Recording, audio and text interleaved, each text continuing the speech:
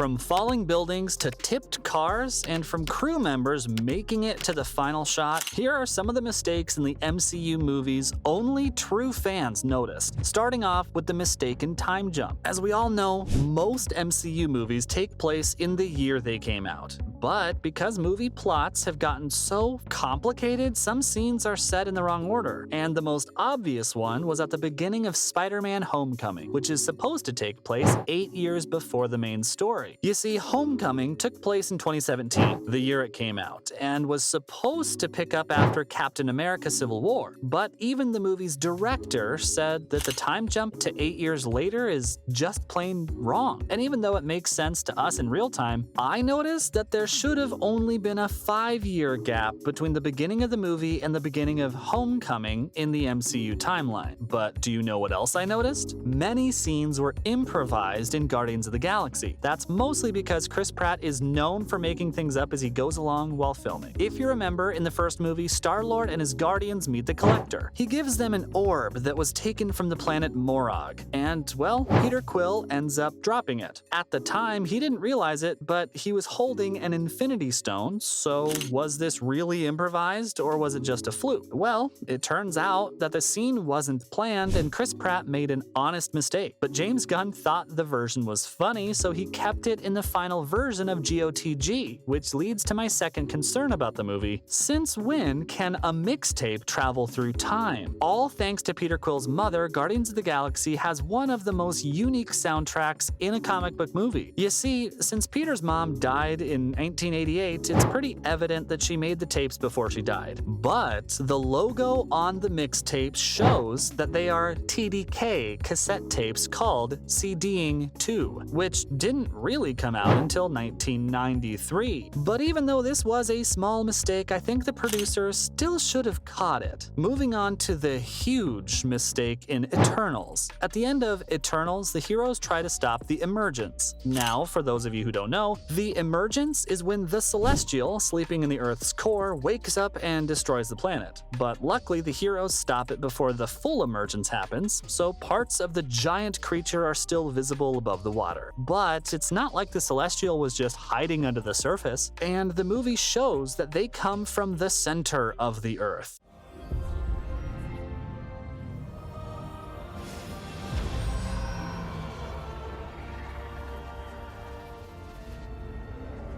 So if part of its head could reach the surface, I think it could have been close enough to the Earth to destroy it. Whoa, that's a big scientific error on the MCU's part. But it's nothing like how physics is manipulated in the first Avengers. We all know that sound travels at a speed of 343 meters per second.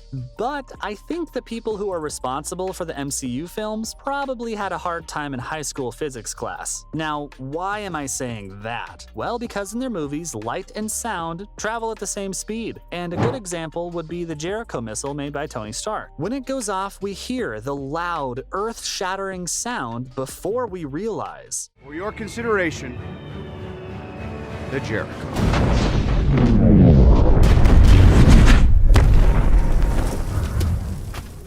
Another example is Thor's hammer. At the same time, we can both see and hear a sonic boom caused by Thor's hammer.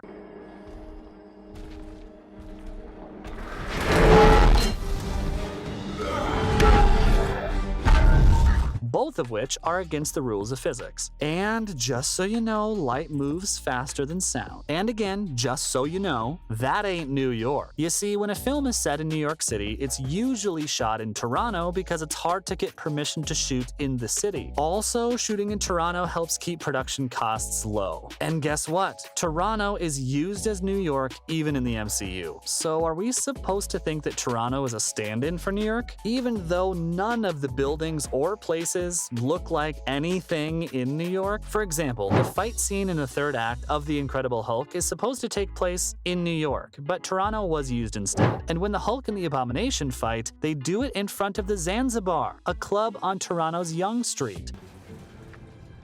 I'm always angry.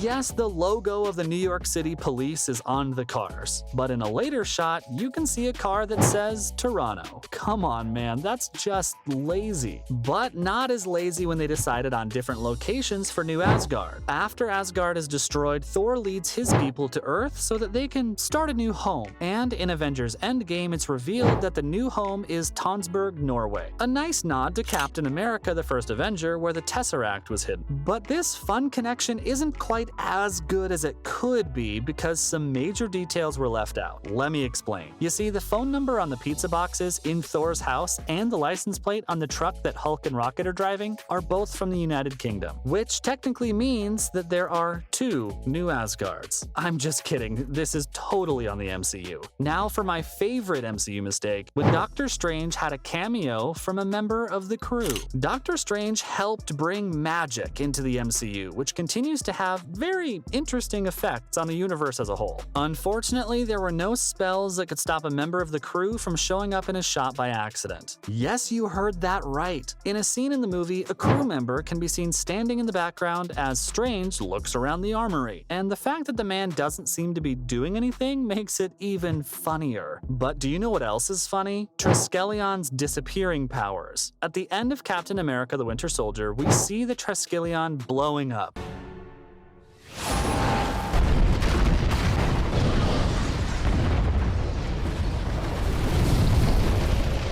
But if you had God's eyes, you wouldn't have seen the building isn't on the skyline when the movie starts. At the beginning of the movie, when Steve Rogers goes for his morning run, the building is not in sight, and this makes me wonder if it was left out by mistake. But regardless of that, it's funny how one seems to notice or care, since everyone seems to be too busy enjoying Sam and Steve's playful banter. But my favorite mistake, being the hardcore Marvel fan that I am, is when Octavius knew who Green Goblin really was. No Way Home brought back the 3 live-action Spider-Men, and it was great to see some fan-favorite bad guys. We saw this for the first time when Alfred Molina's Doc Ock fights Peter, but their fight is stopped by the Green Goblin. Now, Doc Ock knows that the Green Goblin is Norman Osborn when he sees him in his famous costume, but back in the world they both live in, Osborn wasn't really known as a Green Goblin publicly. A continuity error, maybe? Well, not as bad as Cap's magic repairing shield in Endgame. It's fair to say that one of the best weapons in the MCU movies is Captain America's shield. It has helped him win a lot of fights, but when he faced Thanos, the Mad Titan smashes the shield and breaks it almost in half. It's a powerful moment that makes it seem more likely that Cap will die. But when the other heroes come back through the portal, a wide shot shows Captain America standing on the battlefield, and his shield is still in one piece. If you don't believe me, you can see it for yourself.